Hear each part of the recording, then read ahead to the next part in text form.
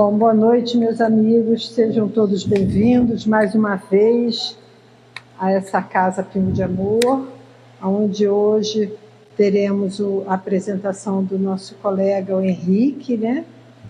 E para poder preparar a ambiência da casa, tá? Para que nós possamos nos conectar mais facilmente com a espiritualidade que aqui já se encontra, eu vou abrir uma página aqui. Aliás, vou pedir até para o Henrique abrir para mim, porque aí né?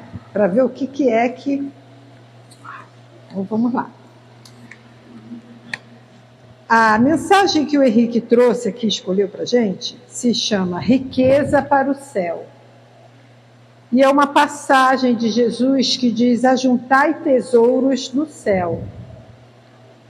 E aí Emmanuel traz a seguinte interpretação: quem se aflige indebitamente ao ver o triunfo e a prosperidade de muitos homens impiedosos e egoístas, no fundo, dá mostras de inveja, revolta, ambição e desesperança. É preciso que assim não seja. Afinal, quem pode dizer que retém as vantagens da terra com o devido merecimento?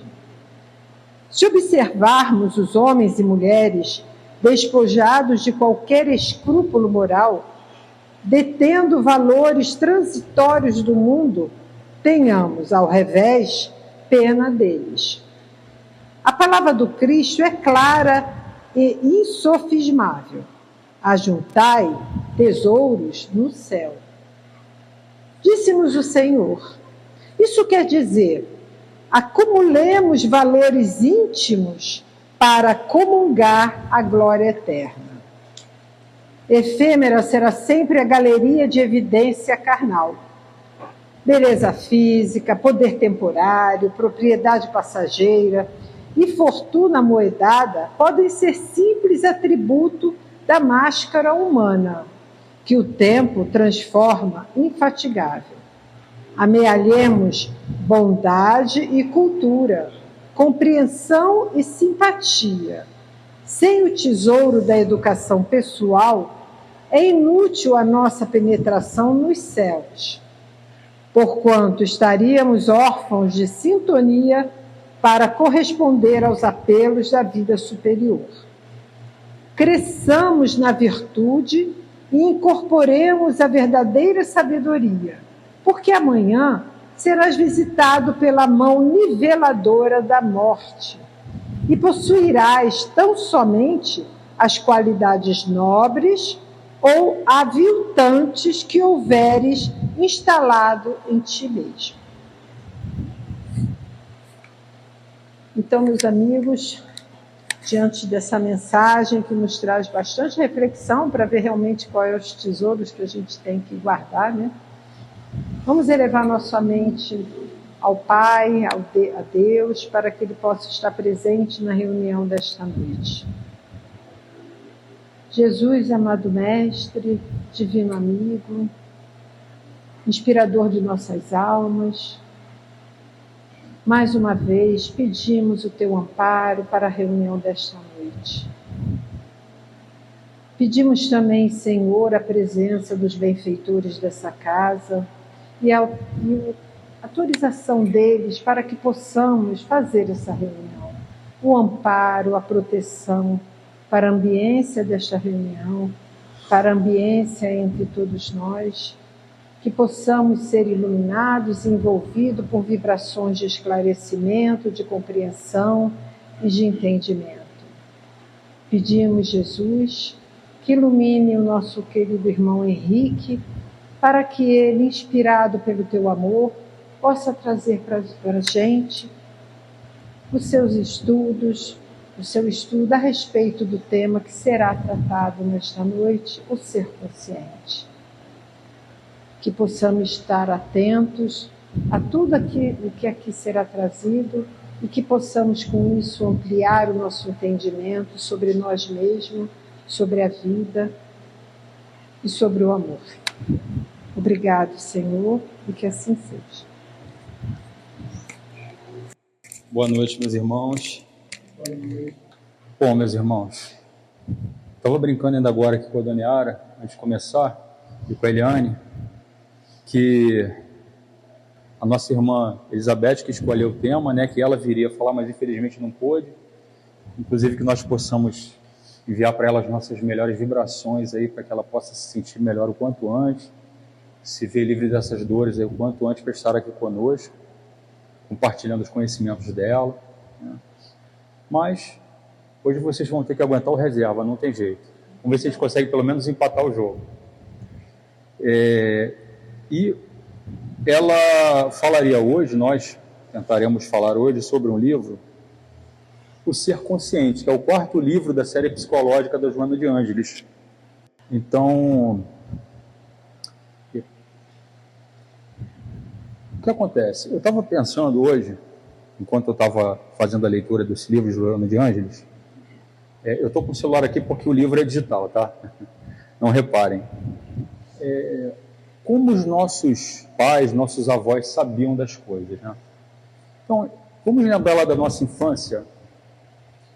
Nós, pequeninos, lá na nossa faixa dos 5, 6 anos, 7, fazendo aquele monte de bobagem que criança faz mesmo, né? Porque a criança, ela não sente medo. A criança, ela não tem limites, ela sai fazendo as coisas atabalhadamente, conforme a vontade vem, ela sai fazendo, sem sondar as consequências daquilo que ela, os resultados daquela determinada atitude, daquela determinada ação que ela está realizando. Então, ela precisa do quê? Dos adultos em torno dela,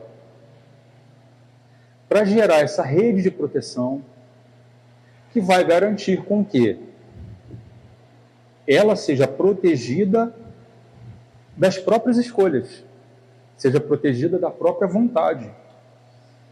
Por quê? Ela ainda não tem a consciência, pelo menos não de maneira aprofundada, da relação de causa e efeito entre as coisas, né? Então a gente faz aquela bobagem e vem um avô da gente, né? Fala assim, mas menino, você não está vendo que isso aí vai dar errado, rapaz? Bota a mão na consciência. O que ele está dizendo para nós? Menino, avalie as tuas obras, compreenda as consequências dessa escolha que você está fazendo e o que ela vai te trazer lá na frente. Quantos problemas isso aí pode te causar, sejam problemas físicos ou o que forem. Você vai cair daí, vai se machucar, vai quebrar uma perna. Colha as informações que você traz na sua consciência e avalie. E assim a gente começa a entender que há níveis de consciência. Usando ainda a figura da infância, né? A criança, nós enquanto crianças, nós já vimos no Livro dos Espíritos, no Evangelho também comenta rapidamente sobre isso, que o espírito quando reencarna, enquanto está na sua fase da infância, ele é realmente criança. Embora seja um espírito multimilenar, ali ele é uma criança. Ali se encerra uma consciência infantilizada através do processo reencarnatório com o objetivo de facilitar com que os pais possam inserir na mente, no coração, na consciência daquele espírito que ali reencarnou, informações que ele vai mais facilmente absorver pelo estado de infância, né, para moldar a sua personalidade, para que no futuro, quando ele chegar lá nos seus 18, 20 anos, ele tomar posse da sua personalidade, né, nós vamos ver mais à frente que, embora ele esteja no processo de esquecimento, a personalidade dele aflorece, né,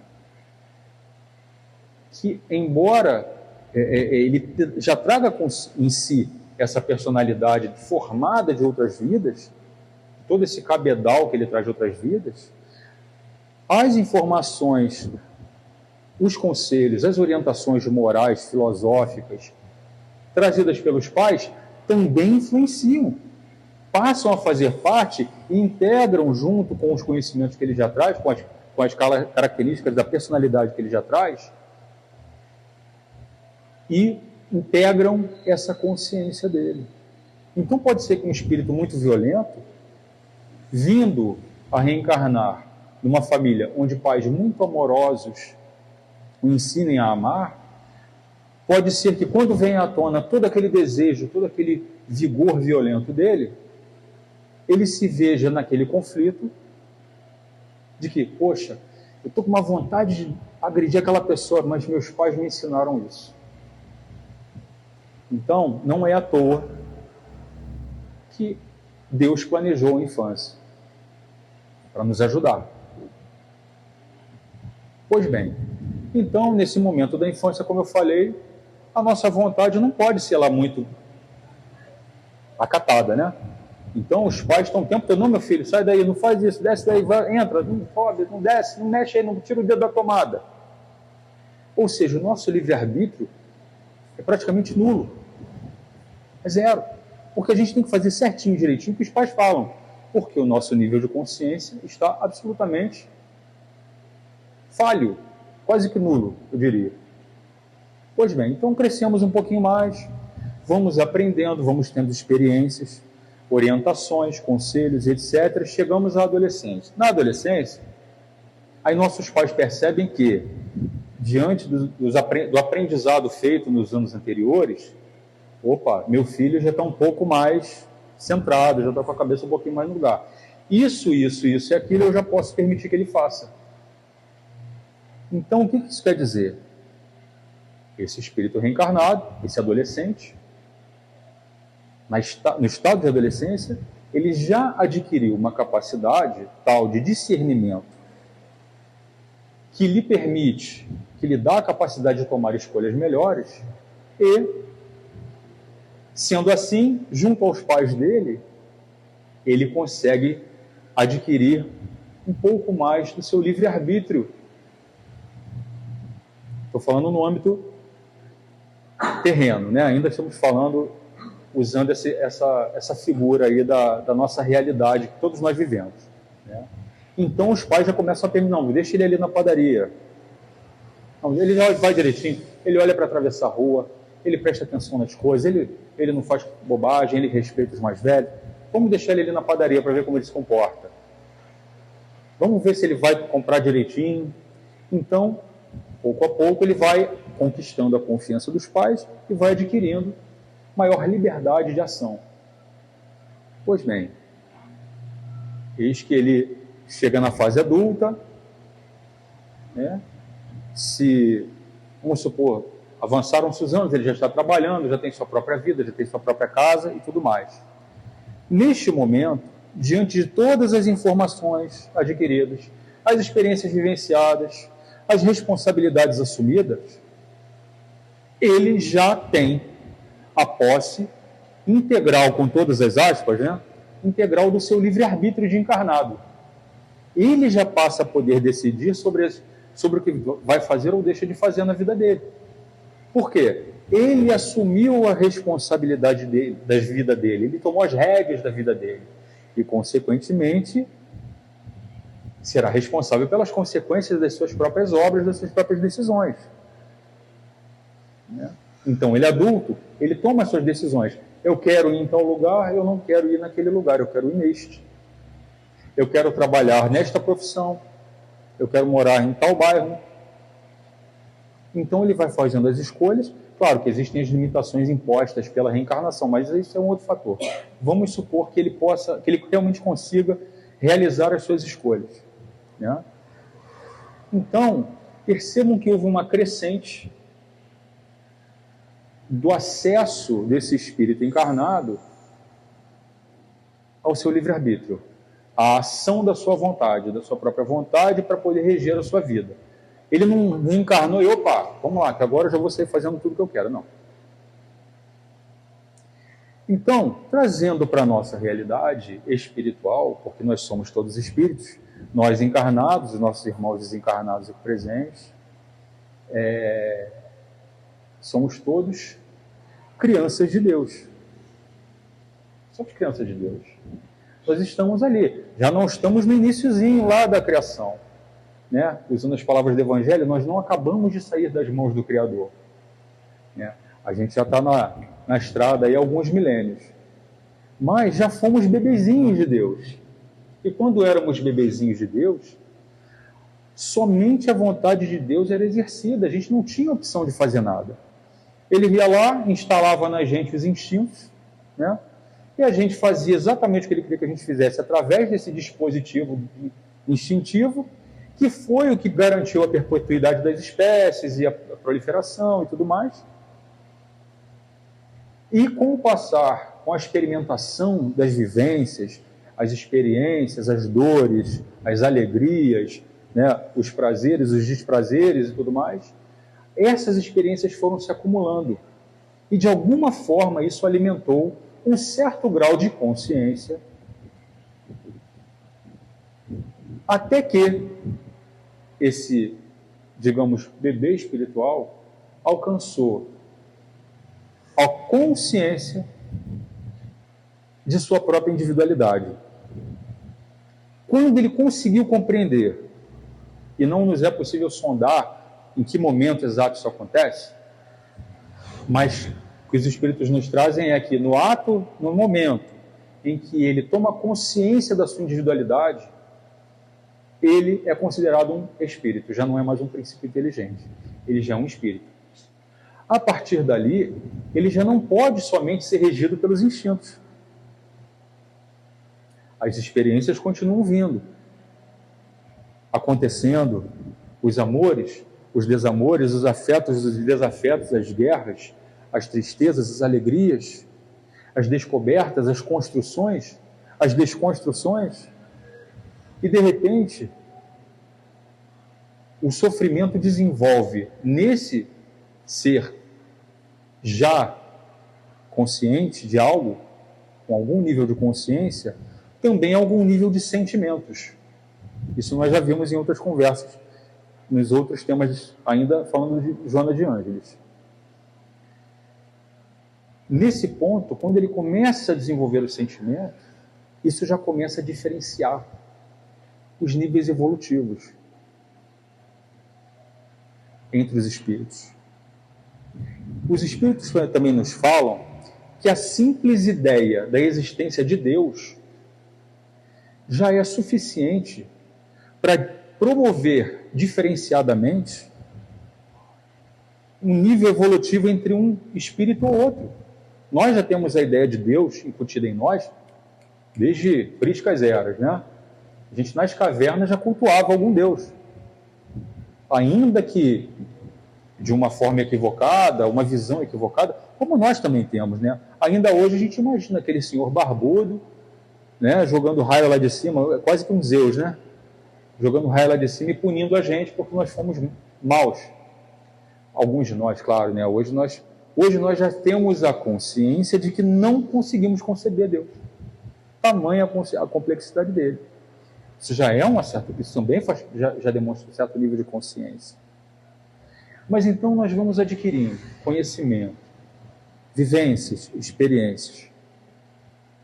Os espíritos, eu não lembro exatamente qual pergunta, o Kardec pergunta para os espíritos se a evolução intelectual e moral se dão simultaneamente, paralelamente. E os espíritos respondem que não. Que a evolução intelectual leva à evolução moral e que muitas vezes elas andam bem distantes umas das outras. Então nós vemos pessoas muito inteligentes, mas que não são boas pessoas. E nós vemos pessoas que não têm grandes capacidades de conhecimento, qualquer área que seja, mas têm um amor profundo, uma bondade tremenda.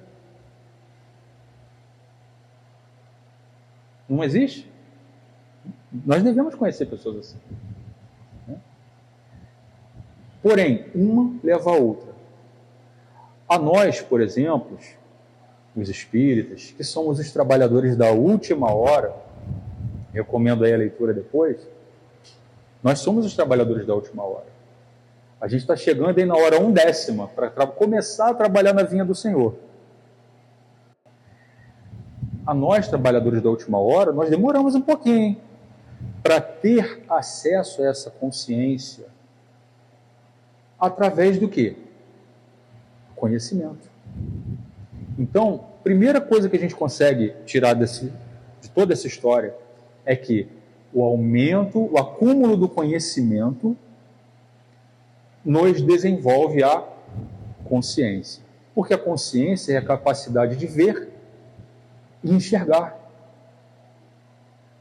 É a capacidade de olhar e compreender a profundidade daquela circunstância que nos envolve.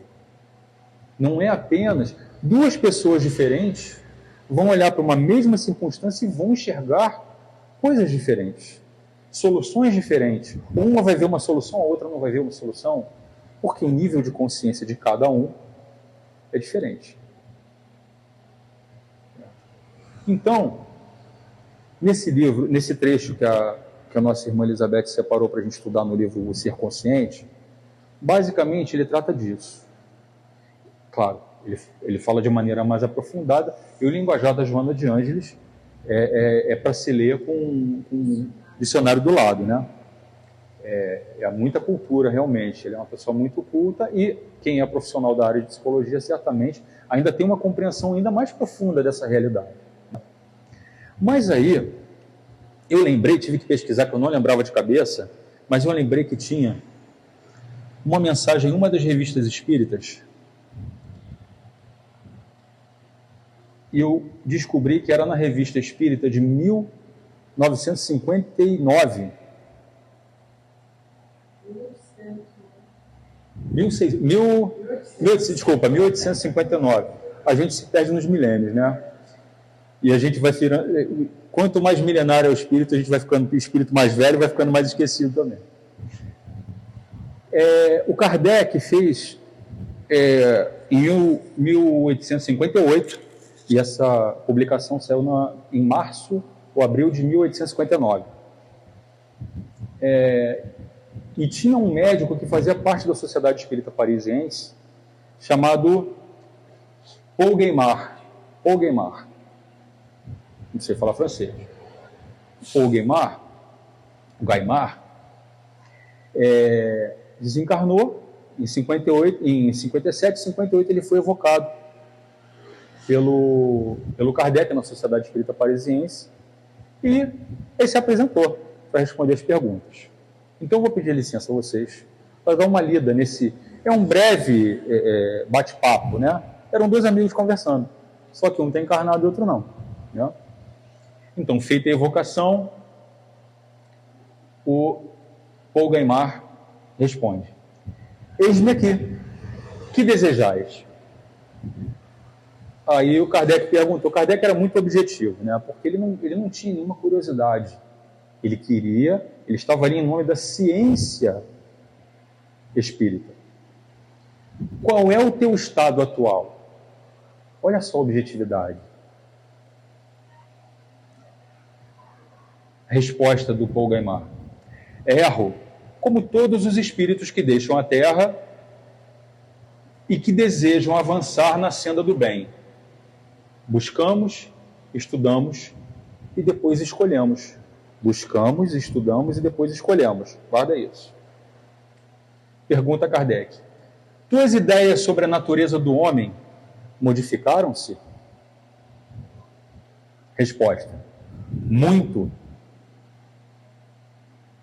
Bem podeis avaliar. Pergunta Kardec: que pensas agora do gênero de vida que levaste durante a existência que acabas de deixar aqui na Terra? A resposta dele, olha que interessante a resposta: estou contente porque trabalhei. É um espírito como nós. Não é um espírito superior que está respondendo. Estou contente porque trabalhei. Kardec pergunta: para o homem, acreditavas que tudo se acabasse no túmulo. Daí o teu epicurismo. Epicurismo leva um pouco na flauta, mas também não exagera, né? Ele também tem certos cuidados para não sofrer, mas também não chega a ser um hedonista, que é aquele que vive para o prazer, mas ele também gosta de curtir, mas tem um pouco de cuidado, né? O epicurista. Daí tem o epicurismo e o desejo, que algumas vezes exprimias, de viver bastante para aproveitar a vida. Kardec falando dele. Que pensas dos vivos que têm apenas essa filosofia? Né? Quando você estava vivo, você pensava isso também, que você devia viver bastante para poder aproveitar a vida. O que você pensa agora que desencarnou dos outros espíritos, que encarnados que também pensam assim? Resposta: eu os lamento, embora isso lhes sirva. Com tal sistema, podem apreciar friamente tudo quanto entusiasma os outros homens, permitindo-lhes julgar de maneira sadia muitas coisas que fascinam os crédulos. Aí o Kardec faz uma observação: essa é a opinião do espírito, isso não tem nada a ver com a doutrina espírita. Né? Outra pergunta de Kardec: o homem que se esforça moralmente, mais que intelectualmente, olha só, age melhor do que aquele que se liga sobretudo ao progresso intelectual e negligencia seu progresso moral? Basicamente, o homem que trabalha mais a sua evolução intelectual do que a sua evolução moral, né, age melhor? Não, perdão, ao contrário. O homem que trabalha mais o seu desenvolvimento moral do que o seu desenvolvimento intelectual, age melhor? A resposta dele: sim. O progresso moral é mais importante. Deus dá ao espírito como recompensa aos bons, enquanto o moral deve ser adquirido. Esse dá ao espírito como recompensa aos bons quer dizer o conhecimento mesmo. Né? O conhecimento Deus nos dá. Deus nos coloca, nos traz professores, como o próprio Kardec para nós, um professor. Nos mandou Moisés, nos mandou Jesus, nos mandou os Espíritos, como professores para auxiliar em toda a grandiosidade pedagógica dessa obra milenar, para nos guiar para a luz. Então, o conhecimento Deus nos dá. Agora, a qualidade moral somos nós que construímos. Essa é só o nosso próprio esforço. Eu vi até uma frase interessante esses dias na internet. Se você ora a Deus para vencer uma maratona, Deus não te dá uma medalha, Ele te dá um par de tênis para você ir lá treinar. Não é interessante isso? E é isso que ele está falando aqui. Mais uma pergunta de Kardec. Aqui, que entendes por espírito que Deus dá? Uma vasta inteligência, que ele estava falando, né? Entretanto, pergunta Kardec, há muitas pessoas mais que possuem uma vasta inteligência. Resposta do Paul Gaimard. Já o disse, perguntastes o que era preferível buscar, adquirir, e eu vos disse que o moral era preferível. Mas quem trabalha o aperfeiçoamento de seu espírito pode adquirir um alto grau de inteligência. Quando entendereis isso com facilidade? Parece até um pouco grosseiro, né? Quando entendereis isso com facilidade? Mas a gente tem que lembrar que eram amigos falando, né? A gente não faz as nossas brincadeiras aqui, é mais ou menos por aí, não foi um fora, né? Mais uma pergunta do Kardec. Estás completamente desprendido da influência material do corpo? Resposta dele, sim. Aquilo que sobre isso vos foi dito não compreende senão uma classe da humanidade. Estou pulando aqui os comentários do Kardec. Outra pergunta do Kardec. Tiveste na Terra outras existências além da última? Resposta, sim. Kardec pergunta novamente. Esta última é a consequência da precedente? Resposta, não. Houve um grande intervalo entre elas. Pergunta de Kardec. Malgrado esse longo intervalo, não poderia haver, entretanto, uma certa relação entre essas duas existências? Resposta, se me fiz entender, cada minuto de nossa vida é consequência do minuto precedente. Olha a consciência do espírito. Vamos lá. Pulando comentários e perguntas dos demais participantes, vamos voltar a Kardec.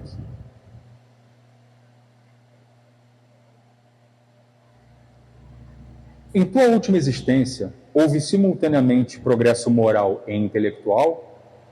Resposta: sim, sobretudo intelectual.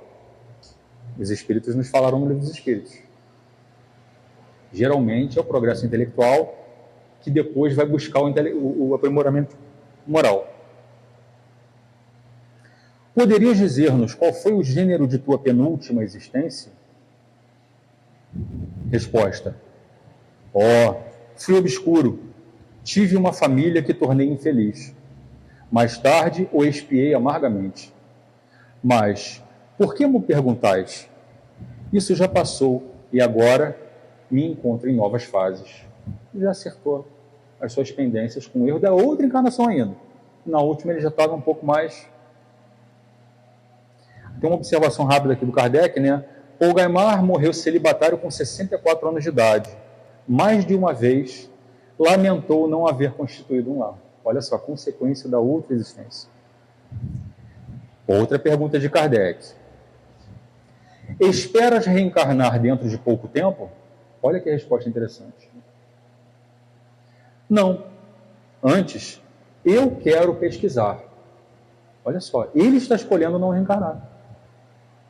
Mas não é para ele ficar aí flutuando, volitando, passeando. Antes eu quero pesquisar. E olha que interessante que o Kardec fala sobre isso. Ó. Continua a resposta dele. Gostamos desse estado de erraticidade. Erraticidade é o período entre duas encarnações, né? Gostamos desse período de erraticidade porque a alma tem mais domínio de si. O espírito tem mais consciência de sua força. A carne pesa, obscurece e entrava. Olha só a informação que ele nos traz. A carne, ela trava, obscurece, usando as palavras dele, né? Entrava a nossa consciência. Ela reduz o nosso estado de consciência. Por quê? Porque nós não podemos lembrar de todas as nossas obras, de todos os nossos feitos, que a gente vai enlouquecer. A misericórdia divina nos promove o esquecimento temporário para que nós possamos viver uma nova vida, ter um novo começo. Porém, quando a gente desencarna, a gente recupera esse arcabouço filosófico, moral, e começa a fazer uso dele. E melhor vislumbra o que precisa ser visto, melhor percebe o que precisa ser percebido. E no caso de um espírito como esse, cujo nível de consciência já o leva a buscar o conhecimento, a aprimorar o seu conhecimento, com vistas a aprimorar a si próprio, intelectual e moralmente, por que Deus interferiria nisso? Ele está estudando, ele está evoluindo. Antes quero pesquisar. Gostamos desse estado de erraticidade porque a alma tem mais domínio de si. O espírito tem mais consciência de sua força, a carne pesa, obscurece e entrava. Deixa eu só, posso fazer uma coisa? Claro. Como eu nunca tinha lido essa mensagem, eu achei muito interessante. E aí eu me refleti que quando você falou a questão da carne, né, que o espírito diz que a carne prende, né? Eu fiquei pensando assim, porque a carne traz instintos. Quando você encarna, por exemplo, quando você espírita, imagina, né? Você está livre, a sua consciência está ampliada, está a percepção de tudo. Mas quando você entra dentro do corpo humano, o corpo humano ele traz instintos, que são instintos do ser animal, que não podemos esquecer. Na verdade, esses instintos nós não trazemos no corpo, nós trazemos no espírito e no corpo fluídico também. Porque esses instintos, a gente viu no outro estudo da Joana de Ângeles, são os atavismos, né, que nós trazemos. Nós vemos, por exemplo, chega no carnaval.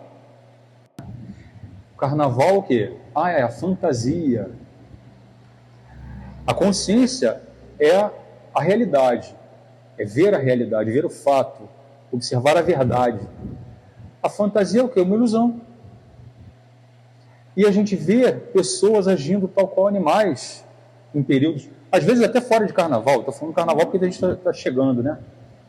Mas elas estão ainda mais ligadas às suas questões, né, aos seus dispositivos instintivos, do que as suas emoções, os seus sentimentos humanos, por escolha própria. Porque o espírito que escolheu desenvolver os seus sentimentos, buscar o seu aprimoramento intelectual e, consequentemente, moral, ele consegue, ainda que tenha impulsos, ele consegue resistir. Até o ponto que ele não terá mais os impulsos. Entendeu? Mas esses instintos, na verdade, eles são do espírito. A carne não dá defeitos que o espírito não tem. Um espírito que não tem uma tendência homicida, por exemplo, ele não vai cometer um homicídio, ainda que ele tenha todo estímulo para isso. E o contrário também pode acontecer. O espírito ser criado numa casa de amor, cercado de amor, ter tudo do bom e do melhor, ser amparado de todas as formas, ser criado na evangelização, aprender sobre Jesus, sobre Deus e tudo mais, cresce ao tomar posse do seu cabedal intelecto, moral e filosófico, ele vai cometer os crimes que ele cometeria, que ele traz como impulso. Isso a gente vai ver agora na continuação, está quase acabando, tá? Peço desculpas, a leitura ficou um pouco longa, mas eu achei muito interessante por causa dessa questão da consciência. Vamos lá. 17ª pergunta já. Em que planeta pensas ou desejas reencarnar? Ele responde, não sei. Dá-me tempo para procurar. Você vê que já não é mais um espírito, né, também tão com os pés fincados na Terra. Ele já tem uma consciência que o permite vislumbrar outras possibilidades, né? Que gênero de existência pedirás a Deus? A continuação desta última. O maior desenvolvimento possível das faculdades intelectuais. Olha só. Observa isso, que quando ele perguntou que gênero de encarnação pedirás, ele falou, vou continuar desenvolvendo minhas faculdades intelectuais. Ele quer continuar buscando. O que ele está fazendo no plano espiritual? Né? Mais abaixo, tem uma... Aqui, ó. Pergunta 19. Parece que colocas em primeiro plano o desenvolvimento das faculdades intelectuais, pergunta Kardec, atribuindo menor importância às faculdades morais, apesar do que disseste anteriormente. Resposta do Espírito. Meu coração ainda não se encontra bastante formado para bem poder apreciar as outras. O desenvolvimento moral. Apesar dele já ter um cabedal de conhecimento, de crescimento intelectual, ele ainda não tem o sentimento suficientemente desenvolvido para ampliar a sua conduta moral. Ou seja, é um espírito como nós. Você tem o desejo de melhorar, ele quer evoluir, quer aprender, mas ainda está com o coraçãozinho ali fechado. Vês outros espíritos e com eles entras em relação? Resposta, sim. Pergunta, entre eles não haverá alguns que tenhas conhecido na Terra? Resposta, sim. Dumont d'Urville. Pergunta, vês também o espírito Jacques Arago com o qual viajaste? Resposta, sim. Eu não sei se esse Jacques Arago é o Arago lá da Gênese, né? Tem um espírito chamado Arago que também dá mensagem na Gênese. Eu acredito que seja esse, né? Vês também o espírito Jacques Arago? Sim. Esses espíritos se acham nas tuas mesmas condições? Olha a resposta dele, que ética a resposta dele. Não, uns mais elevados, outros em posição inferior. Referimos-nos, pergunta Kardec, aos espíritos de Dumont d'Urville e de Jacques Arago. Eles estão ou não acima ou abaixo de você? Aí ele, olha a ética dele. Não desejo particularizar. Pela resposta dele, acho que está acima. Eu vou dizer, não, eles estão abaixo de mim. Né? Pergunta, estás satisfeito por te havermos evocado? Resposta, sim, especialmente por causa de uma pessoa, mas ele não falou. Podemos fazer algo por ti? Pergunta Kardec. Ele, sim. Se te evocássemos dentro de alguns meses, estarias disposto a responder ainda às nossas perguntas? Com prazer. Adeus.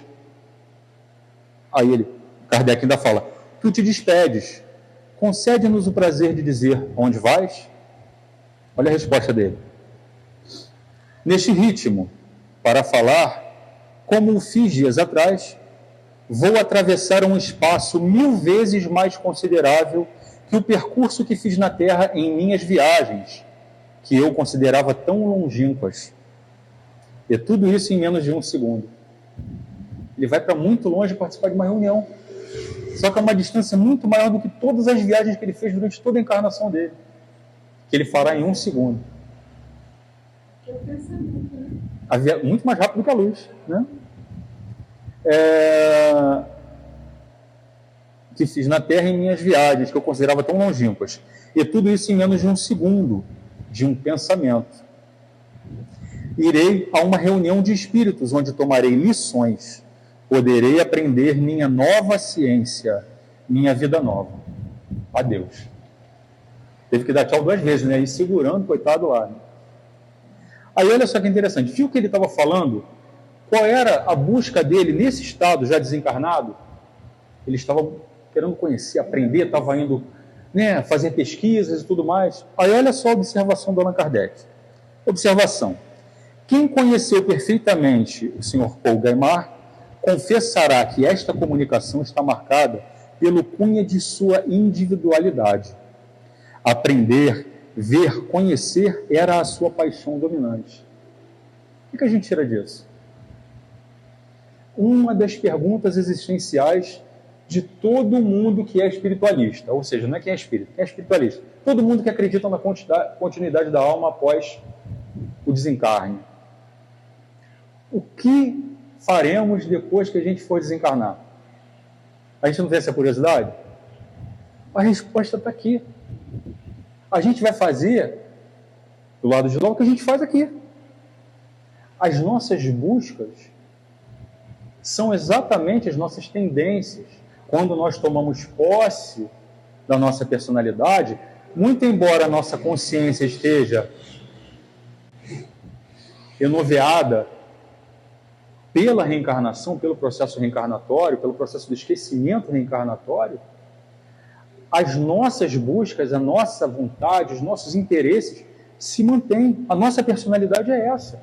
Então, o que nós fazíamos antes, a gente acaba revelando no que a gente faz agora. O que faremos depois se revela no que a gente está fazendo agora, no que a gente está buscando. Se eu desencarnar amanhã, eu vou fazer o quê? Eu vou vir aqui para o Tubadão e Ara também, tendo de amor. Entendeu? Vou vir aqui, vou ficar ali no quartinho, fluidificando água. Se Deus me permite, se eu tiver condição espiritual para isso, né? Mas é isso. Não é interessante? Então, observem. A consciência é... Aí eu vou usar, para falar o que é consciência, eu vou usar a palavra de Leon Denis. No livro Depois da Morte,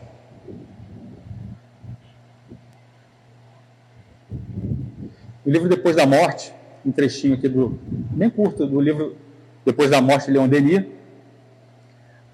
ele comenta, Leon Denis não psicografava, claro que ele estava intuído, todos nós somos intuídos, mas ele escrevia da própria mente. Não se deve entender a personalidade aqui no sentido de um ser que possui uma forma, mas muito mais como o conjunto das faculdades que constituem um todo consciente. A personalidade, na mais alta acepção da palavra, é a consciência. O que é a consciência? É a personalidade. Nós somos aquilo que pensamos. E nós pensamos aquilo que nós somos capazes de pensar em conformidade e nos limites do nosso conhecimento. Se eu me deparar aqui com Jesus Cristo, ele se materializa aqui diante de nós.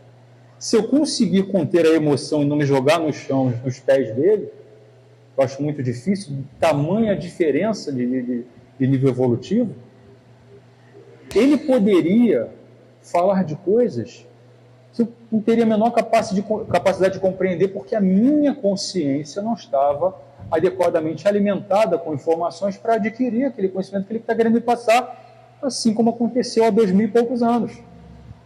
Ele veio, falou, não posso dizer tudo agora, vocês não estão prontos. Se me amares, vos enviarei o Consolador prometido, que vos explicará todas as coisas e vai restabelecer o cristianismo para o seu devido sentido. Não foi o que ele falou? Olha só a sabedoria desse espírito. Professor, mestre, hábil, ele sabia o quanto poderia dizer para os seus alunos. Assim como o professor da primeira série sabe o que pode ensinar para os seus pequeninos. Aí no segundo já sabe o quanto pode ensinar para os seus pequeninos e assim por diante. Olha só que bonito isso. E observe que nas 3 revelações, né? Moisés, Jesus e o Espiritismo, nas 3 revelações, também sabendo das nossas necessidades de apego, nosso apego à matéria e a nossa necessidade de só conceber o que é material, o que Deus fez? Que Jesus e a espiritualidade maior que conduz o desenvolvimento, nosso aprimoramento fez com que aqueles responsáveis pelo advento Moisés, Jesus e o Espiritismo trouxesse, né, todos aqueles fenômenos físicos, porque sem os fenômenos físicos a gente não ia acreditar que Deus estava ali. Quem ia acreditar que Deus estava orientando Moisés se ele não fizesse um monte de fenômeno físico? Não dá para acreditar. Ainda hoje é difícil, imagina há 2000 anos. Éramos nós.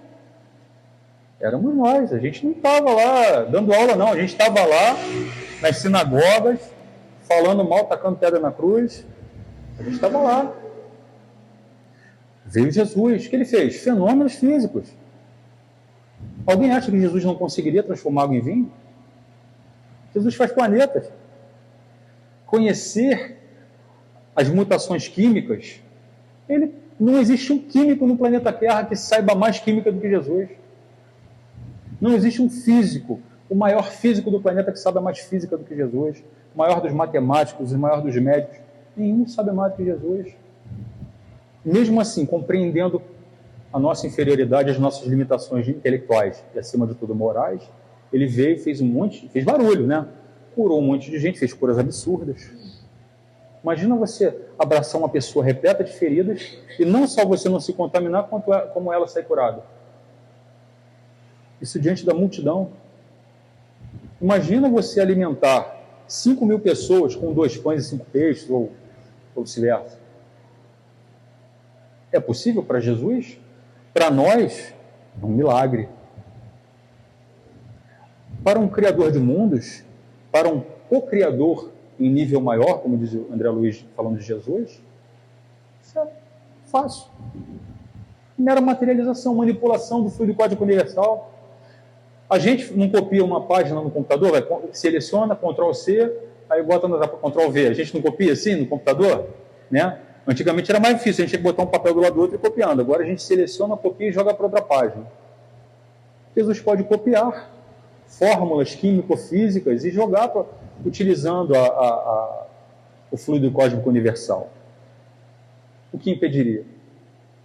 Se ele está fazendo não para atender a curiosidade, não um show de mágica, ele estava preparando a humanidade para recebê-lo como mestre. E sem isso, como espíritos que só acreditavam que agradavam a Deus quando matavam os cordeiros, como esse espírito poderia conceber que o mestre chegou? Que o Messias tinha vindo como Elias tinha previsto. Né? Outra do Leon Denis, agora do livro O Grande Enigma, que eu nunca vi, que eu recomendo a leitura desse livro, O Grande Enigma, do Leon Denis, porque a gente consegue conceber um pouquinho mais Deus, embora continue sendo inconcebível, com esse livro. Assim como em nós, a unidade consciente, olha só, a unidade consciente, a alma é a unidade consciente para Leon Denis.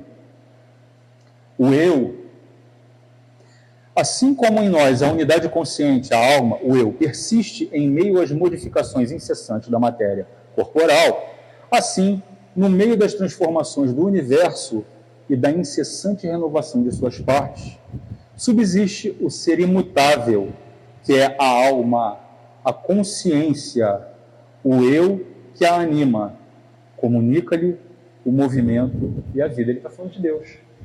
E ele chama Deus de uma consciência cósmica. Então, continua a consciência ligada à quantidade de coisas que a gente sabe. Quanto mais a gente conhece, mais a gente amplia a nossa consciência e a gente consegue enxergar mais longe. Né? Aí, já temos 10 minutinhos, vamos pensar junto assim, mas como eu faço para ampliar minha consciência? A gente pode ampliar a consciência da gente trabalhando o nosso conhecimento intelectual, já vimos isso. E esse conhecimento intelectual nos ajudar a buscar, a puxar o aprimoramento moral, construir, lapidarmos a nós mesmos. Então, como a gente pode fazer isso? Se me permitem, eu vou dar uma sugestão, embora eu mesmo ainda não seja lá muito consciente. Esse aqui é o Evangelho segundo o Espiritismo.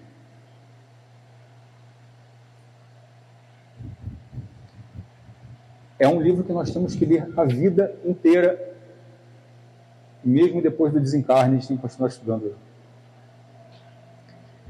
Quando a gente pega o Evangelho segundo o Espiritismo, a gente lê lá a introdução, compreende a metodologia utilizada, questões históricas e tudo mais, aí a gente passa para o primeiro capítulo e a gente vai estudar sobre as palavras de Jesus. Não vim destruir a lei. E a gente estuda sobre esses três, né?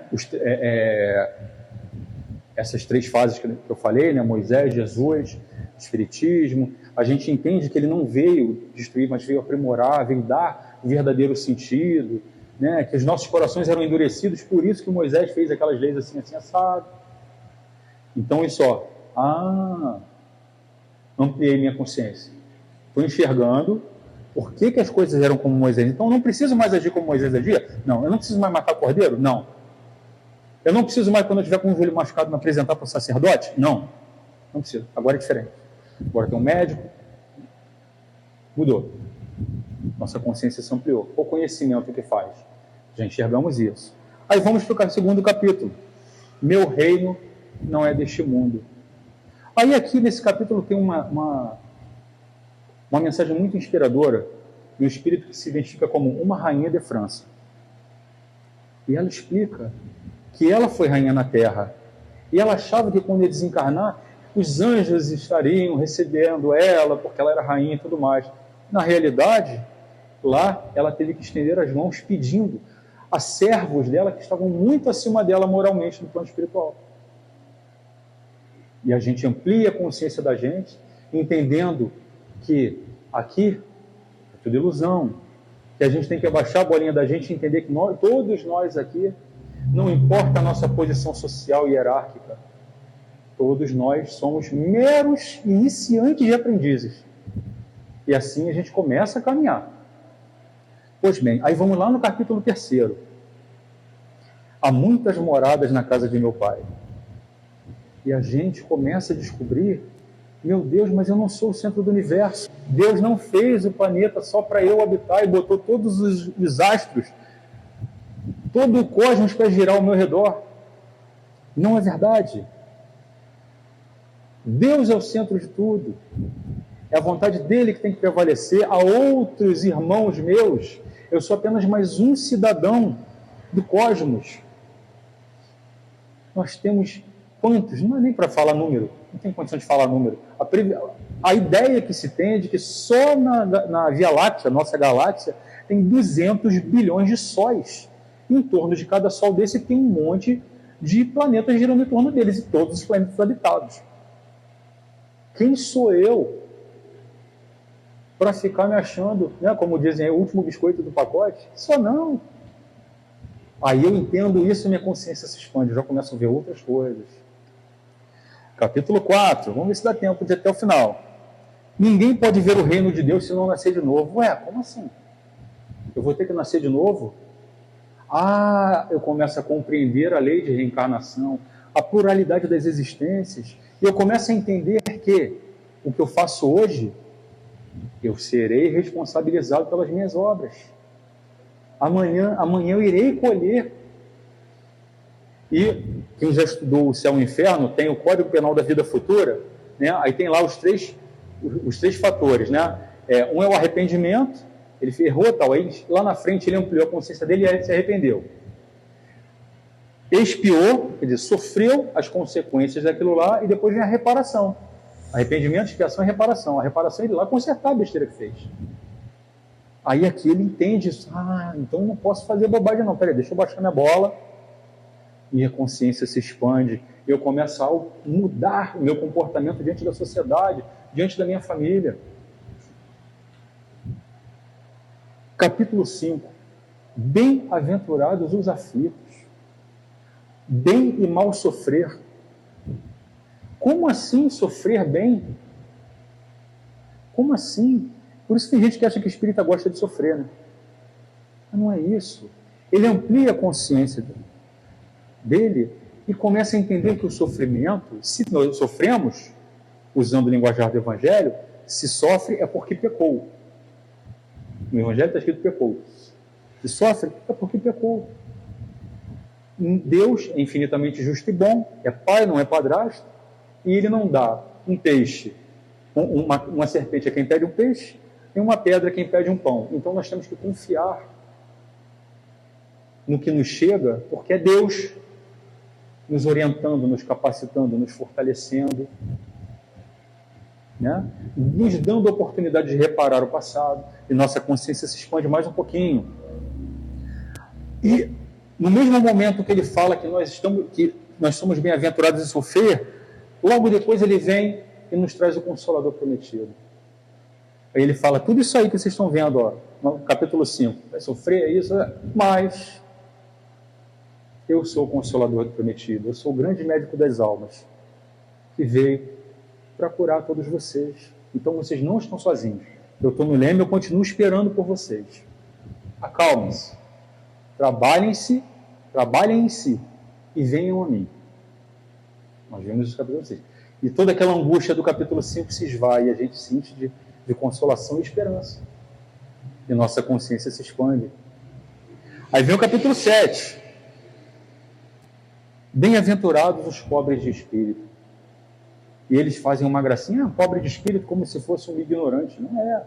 O pobre de espírito é humilde de coração. Humildade é reconhecer a nossa consciência expandida pelos capítulos anteriores, me faz compreender no capítulo 7 que eu tenho que ser pobre de espírito, não no sentido de ser ignorante ou de ser relaxado, não, de ser pobre de espírito, de ser humilde e reconhecer a minha pequenina insignificância diante do cosmos universal, diante de Deus, diante do Cristo, diante da humanidade. Isso estimula em mim o desenvolvimento da humildade e amplia a minha consciência. Capítulo 8, bem-aventurados os que têm o puro coração. E eu começo ali a trabalhar em mim os pensamentos, os sentimentos, a procurar repelir os maus pensamentos, os maus desejos, aquela vontade que a gente tem de enganar o vizinho, o parente. A gente começa a repelir, começa, em vez de desejar o mal, começa a orar por ele. Pedir a Deus que o abençoe, que dê a ele paz, felicidade, harmonia, luz, sabedoria, e tudo de bom que puder haver na vida dele. E a gente amplia a consciência. Aí chegamos no capítulo 9.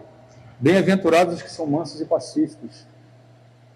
E a gente começa a compreender por que nós temos, depois de baixar a bola, depois de entender o sofrimento, depois de ser consolado, que a gente precisa acalmar o coração, que a gente precisa ter paciência, que a paciência é uma caridade muito maior do que a esmola,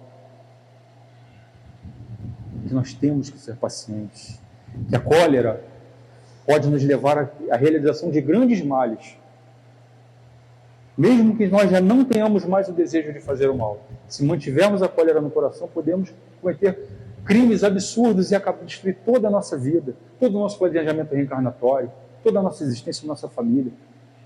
Então isso amplia a nossa consciência, a gente labora no desenvolvimento moral da gente. Aí vem o capítulo 10, bem-aventurados e misericordiosos. E a gente começa a entender que, além de ter paciência com aqueles irmãos, eu tenho que ser misericordioso, porque além de ele ter me feito mal e eu ter tido paciência, eu tenho que perdoá-lo.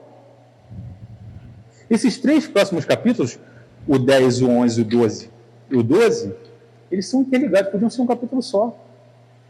E a gente percebe que eu tenho que perdoá-los, que eu tenho, no capítulo 12, amar o próximo como a si, no capítulo 11, amar o próximo como a si mesmo, e no capítulo 12, amar os vossos inimigos.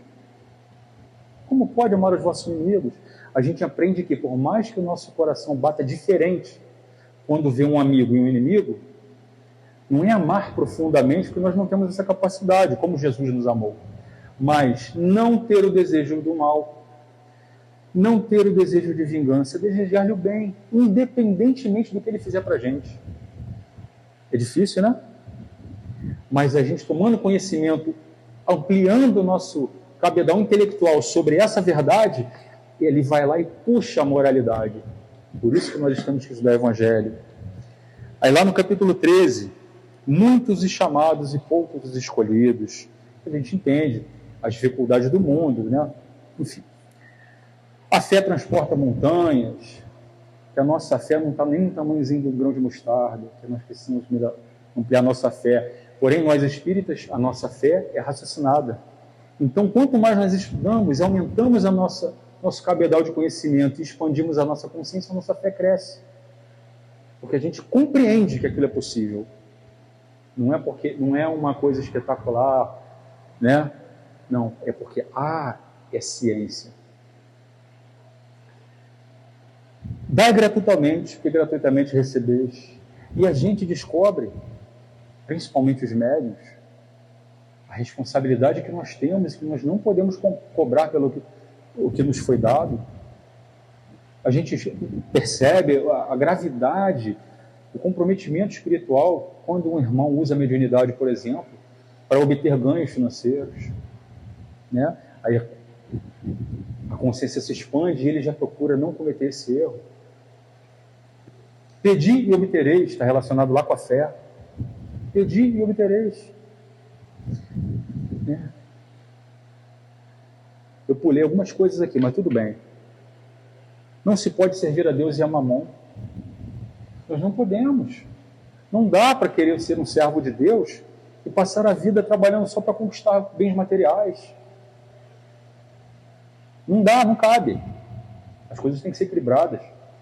Lá no capítulo 9 ele fala, precisamos dos bens da terra para sobreviver, mas os bens do céu são mais importantes. Vou comentar só mais um. Lá no capítulo 17, sede perfeitos. Aí a gente chega lá, no item que fala sobre o homem de bem. Eu, por exemplo, procuro reler esse capítulo, não porque eu me identifico com ele, porque a gente se considera, né? A gente fala, não, ele é um homem de bem, fulano é um homem de bem, eu me sinto um homem de bem. Mas quando a gente lê aquele capítulo, a gente vê que não é nada, que a gente não é um homem de bem. Pelo avançar da hora eu não vou falar, vou deixar para casa aí. Capítulo 17 do Evangelho, o homem de bem. Que nosso Senhor Jesus possa nos ajudar nessa busca pela ampliação dos nossos conhecimentos e que nós tenhamos a sabedoria e o amparo da espiritualidade para esses conhecimentos adquiridos nós convertermos também nessa busca da moralidade. Porque nós estamos ainda no comecinho, mas nós já queremos melhorar. O mais difícil é dar essa virada de chave. E, graças a Deus nós já demos essa virada de chave. Nós desejamos o bem, mas precisamos trabalhar. Porque, como disse o nosso irmão, o ensinamento Deus nos dá, mas a nossa moralidade somos nós que construímos. Muito obrigado pela atenção. Deus nos abençoe a todos.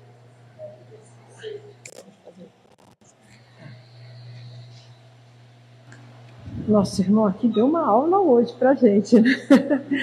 E é interessante que me veio aqui a mente, né? Quando você falou do ser consciente, né? Que Kardec trouxe no Livro dos Espíritos a filosofia para nos ajudar a compreender, a entender as coisas da vida. Aí trouxe no Livro dos Médiuns a ciência, né? Para a gente poder compreender também como, né? A parte científica de tudo aquilo. E como você trouxe aqui bem agora nesse final, muito bacana, que é a moral, né? Já que são duas, a balança, né? É o conhecimento e a moral, o conhecimento através da filosofia e da ciência e a moral através do Evangelho. Então, né, nós possamos levar tudo isso que a gente ouviu hoje para casa, para que a gente possa fazer as nossas escolhas, né, melhores, visando exatamente desenvolver mais esse lado moral que nós precisamos desenvolver, para poder adquirir mais e ampliar o nosso nível de consciência. E agora, então, eu convido a todos para que nós façamos a prece de encerramento, tá, dessa primeira parte do trabalho da casa desta noite. Jesus, amado Mestre, obrigado, Senhor, pelo esse estudo da noite de hoje. Que nós possamos, ao retornar às nossas casas, levar todas essas reflexões para que elas façam parte de nossa consciência. Que nós possamos, no nosso dia a dia, estar refletindo sobre as nossas escolhas e sobre como ampliar o nosso nível de consciência para poder mais rápido poder entender a moral trazida pelos seus ensinamentos. Agradecemos aos benfeitores dessa casa o amparo que recebemos nesta noite e pedimos que se mantenham junto a nós neste momento para que possamos passar então para a segunda parte dos nossos trabalhos, que será o passe que será realizado aqui no recinto. Obrigado, Jesus. Obrigado aos benfeitores. Graças a Deus.